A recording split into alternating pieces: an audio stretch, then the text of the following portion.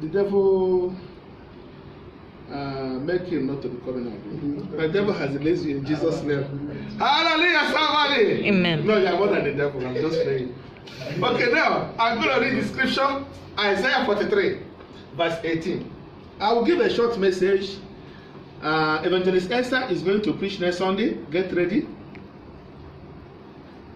Then, next 2 Sunday, Brother George will preach.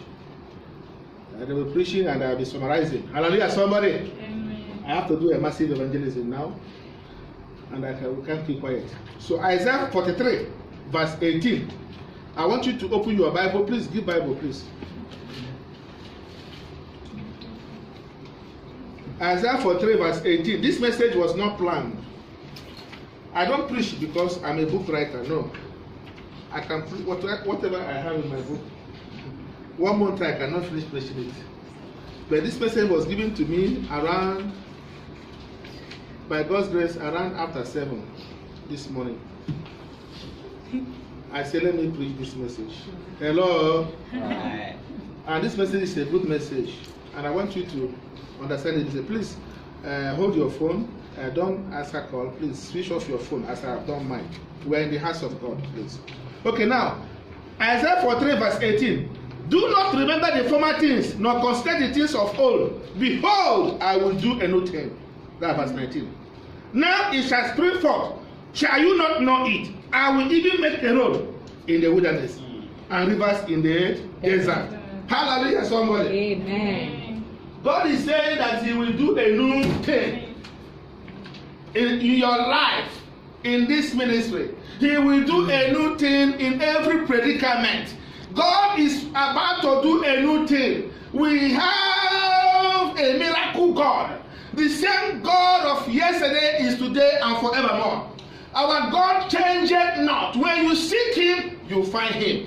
There is none like Him. He is the Ancient of Days. I am is His name.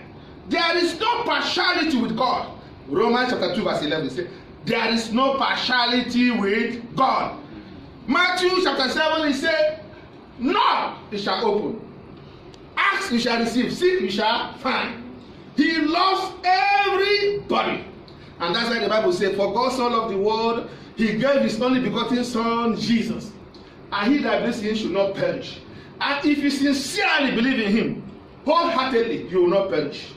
If you sincerely believe in Him, wholeheartedly, He shall prosper you. Hallelujah, somebody. Amen. When God begins to prosper you, He has already begun to do a new thing in your life. If you fold a hand, God will not do a new thing. And I declare to you right now, may God do a new thing in your life in Jesus' name. Amen. Are you hearing what I'm saying? Remember the people of Israel, they were in bondage for how many years? 390 years. 390 years plus 40, 430 years. Still, they are God's chosen people. God delivered them. God does things according to His own way. At times, it takes time. But when He begins to do it, God Himself cannot stop you. The devil will not stop you. Nobody will not stop you. Even though let them go to the mountain and pray, they will not stop you. We have to wait for His own timing. But I declare to you, God has remembered this ministry. And this ministry will prosper. And because you are here, you are going to prosper in Jesus' name. Amen. Are you hearing what I'm saying? Who is the church? We are the church. That word church stands for C is Christ, according to my own definition. H is hospitality. When we come to church, we help each other. That is hospitality. C, H, U, right? R. Unity. U is unity. R, repentance. We come here to repent. C, H, U, R. C again, cooperation. We cooperate. No. Cooperation. No. You understand? The last word is H. Honor. We honor His word. So when we're in a church, number one priority is to make it to heaven. Then we prosper. You understand? It's a shameful thing for a person who say he's a Christian. You carry a Bible. You'll be going. You don't have anything in your pocket. You don't have strength, nothing. People will laugh at you. Hello? So I'm here to announce to you according to the place I have read, he says in Isaiah 43, verse 18, he said, do not remember the former things of the old. He said, behold, I will do a new thing. God is willing to do a new thing in every predicament. When you seek him, you find him. Hello? Are you hearing me, somebody? I'm ready for this ministry right now. Likewise, you. Amen. People in my ministry will prosper. In Jesus' And this name. ministry will prosper. In Jesus' When everybody name. here begin to prosper, I myself will be happy. Say my members, my children, my, how can I put it? My sons and daughters are prospering. I'm blessed. Hello? Amen. So God will do a new thing. That is our today's message. And I want you to know that he must do that new thing, because I did not plan this message. I gave this message in our morning prayer. I had forgotten about it, but this morning God said, give this message. So as I give you this message, I will give you the keys. What will cause God to do a new thing in your life? At times, don't blame pastor. When pastor declares, you start looking at the pastor, oh, like this. No. You must understand what will cause you to prosper, or what will cause you for God to do a new thing according to the message. Not because I say God will do a new thing, start looking at me for God to do a new thing. There is something you will do for God to do a new thing. We are going to come for it. Hallelujah, somebody. Amen. Are you hearing me, somebody? Yes. So what is my topic behind? Stand up and tell me. God will do a new thing. Clap your hand. Hallelujah, somebody. Okay, before I proceed, let us go to Jeremiah 31:31. Jeremiah 31:31 says, behold, days are coming, declares the Lord, when I will make a new covenant with the house of Israel and with the house of Judah. He said, behold, days are coming, declares the Lord, when I will make a new covenant with the house of Israel and with the house of Judah. So God has begun to make a covenant in your life and into this ministry. And I decree, I declare, so shall it be forever and ever in Jesus' name. Amen. Are you hearing me, somebody? Before I proceed again, Isaiah 65 verse 17 says, but behold, I create new heavens and new earth, and the former shall not be remembered or come to mind. So I declare to you, according to the scripture in 2 Corinthians chapter 5 verse 17, he said, behold, if anyone is in Christ, all things have passed away, all things has become new. May your former conduct, may your former mentality, may your former failure, let God do a new thing to your life in Jesus' name. Amen. Are you hearing me, somebody? Okay. Now we're going to come again, Isaiah 62 verse 2, and coming to the key after this. The nations will see your righteousness, and all kings your glory. And you shall be called by a new name, which is the mouth of the Lord will designate it. Hallelujah, somebody. So whatever name you are bearing, if you are not prospering, God will restore that name in the name of Jesus. As he restored Jabez, things were not moving well in his life. He called upon the name of God, Abraham, for God to change his destiny, and God restored his destiny.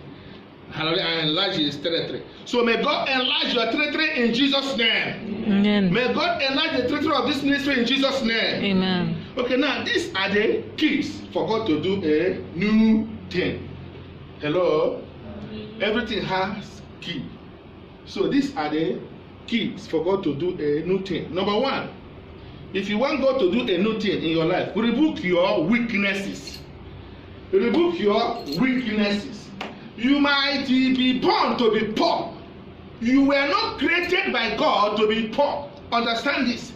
The Bible says in Genesis chapter 1 verse 26, 28 is there. He said God created man in his own image, his own likeness, to be fruitful, to have dominion over the air and the sea. I have seen many people that came from a very poor family, but one will say, no, I will never be poor. And that one will never be poor. Maybe your portion in Jesus' name. Amen. You might be born from the poorest family on earth, but you are not created by God to be poor.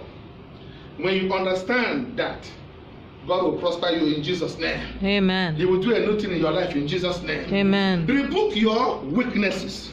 Hallelujah. Because many people are fond of it because my family are not prosper. And when you begin to resort, the same thing happening. It has effect in your life.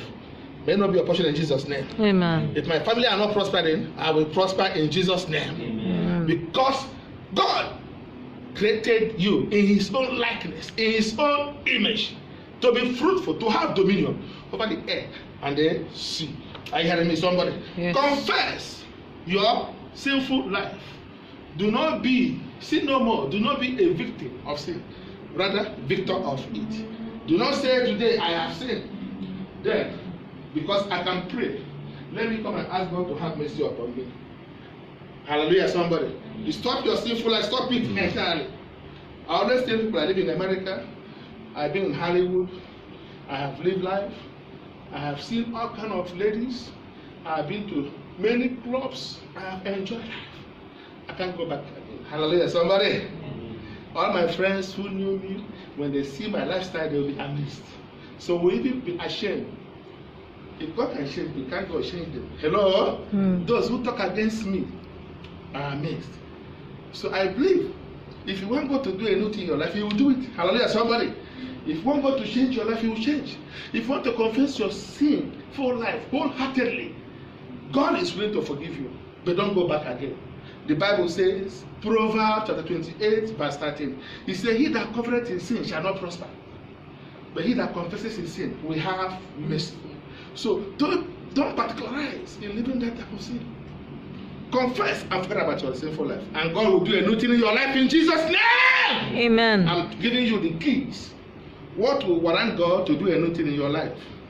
God doesn't give condition to other people, but He gives you the rules to follow. Do not be a victim of your sinful life. Sin no more. Hello? Yes. So don't say I can pray. After, let me ask God and pray and go to mountain and pray. No. The Bible says in Psalm 32, verse 1 and 2 is there. It says, Blessed are those God does not input iniquity. There are people God has programmed their activity. He knew their heart. He knew they are not hypocritical holiness. He knew that these people will not go back and live their former conduct. God does not think about them anymore because you know they have passed His text. Ask yourself a question, whether you have passed God's text. There are people God has programmed their activity. I want you to be one of them. And maybe one of them in Jesus' name. Amen. I hear what I'm saying. Like Joseph, God has programmed the activity of Joseph. That's why when he was in Potiphar's house, he did not backslide. When he was in where? Prison, God raised him up. From there, he became the governor of Egypt, second command of Pharaoh. Because God has programmed Joseph's activity the way it should be done. So may God prosper. May God program your activity so He will do a new thing and prosper you in Jesus' name. Amen. Change your mindset, change your mentality. You want God to do a new thing in your life, change your mentality. Believe what the Bible says. Faith comes by hearing, hearing by the word of God. The Hebrews chapter 11 verse 6 says, without faith, it is impossible to please God. So move your faith in action. You say, I'm going to be a doctor. So shall it be upon you. I want to be a lawyer. So shall it be upon you. I want to have a helicopter. So shall it be upon you. I want to ask you a question. Those having a helicopter, how many heads does they have?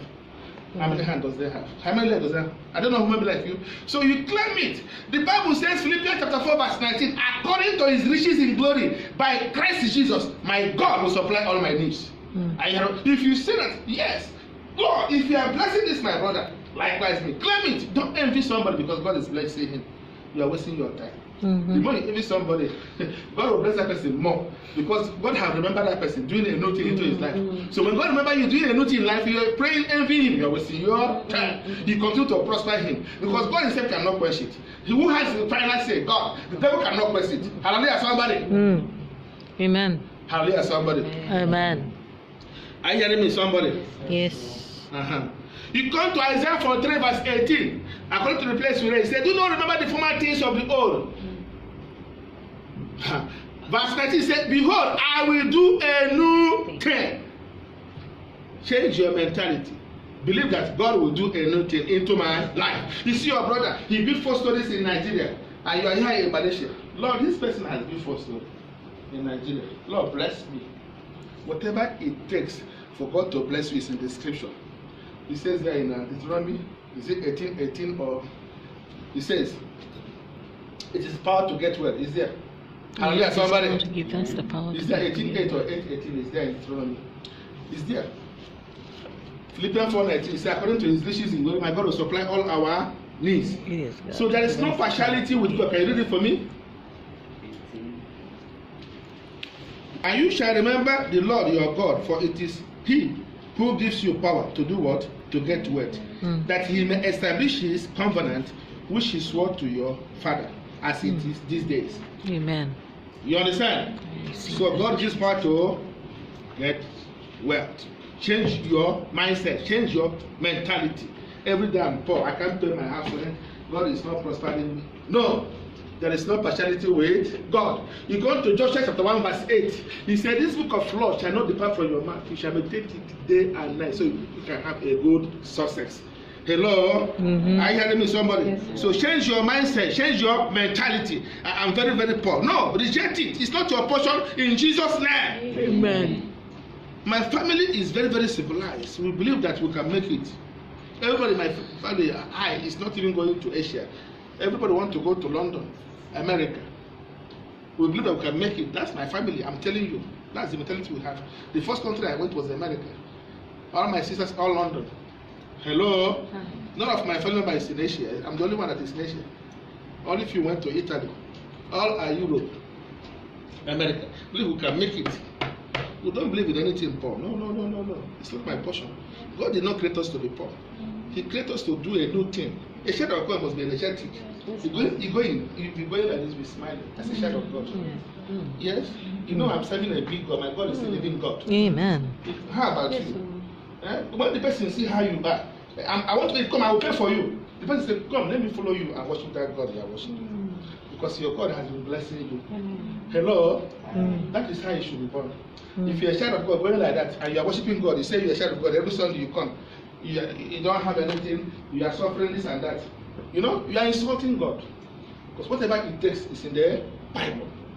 Seek me and you find me. Are you hearing me, somebody? Amen. Worship Him with all your heart, then He will prosper you. Don't be a hypocrite in worshiping Him. When it's time in giving, you must give. Even though you don't have. I don't have to change or cash. Alright? Something I put. It's something. Hello?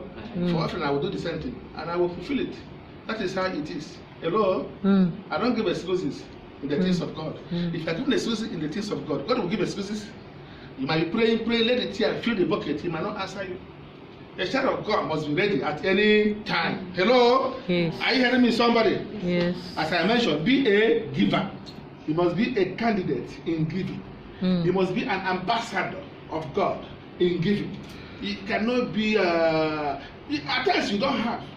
No problem. But when you have, give to Him. Challenge Him. Challenge Him with your offering. Challenge Him.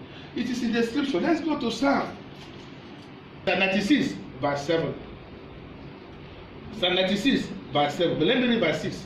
Honor and majesty are before Him. Strength and beauty are in His sanctuary. Then verse 7. Give to the Lord, O family of the people. Give to the Lord glory and strength. Give to the Lord the glory due to His name. Bring an offering and come into His court. 9. All worship the Lord in the beauty of His holiness. Tremble before Him, all the earth. You see what the Bible says? When you are coming to church, be ready.